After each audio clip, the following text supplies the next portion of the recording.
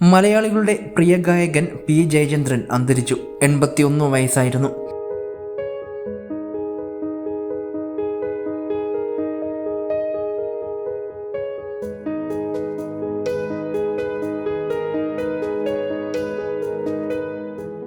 പതിറ്റാണ്ടോളം മലയാളികളുടെ ജീവിതത്തിന്റെ ഭാഗമായിരുന്ന ശബ്ദമാണ് നിലച്ചിരിക്കുന്നത്.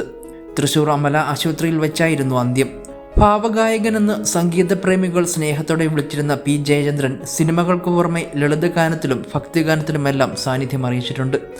സംഗീത ലോകത്തിന് തീരാ നഷ്ടമാണ് പി ജയചന്ദ്രന്റെ വിടവ്.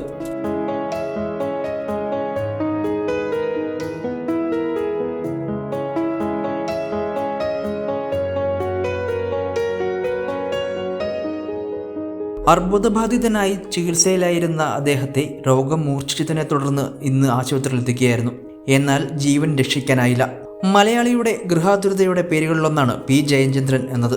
മലയാളം കൂടാതെ തമിഴിലും തെലുങ്കിലും കന്നഡയിലും അടക്കം എണ്ണമറ്റ ഗാനങ്ങൾ അദ്ദേഹം ആസ്വാദകർക്ക് സമ്മാനിച്ചു. യേശുദാസ് തനിച്ച് കളം മലയാള സിനിമാ രംഗത്തേക്ക് ഭാവാതീവ്രമായ ശബ്ദത്തിൽ പാടിക്കടന്നു വന്ന വർഷങ്ങളോളം കാലുറപ്പിച്ചെന്ന ഗായകനായിരുന്നു അദ്ദേഹം.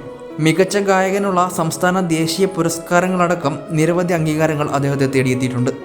സംസ്ഥാന പുരസ്കാരം 5 തവണ അദ്ദേഹം നേടി.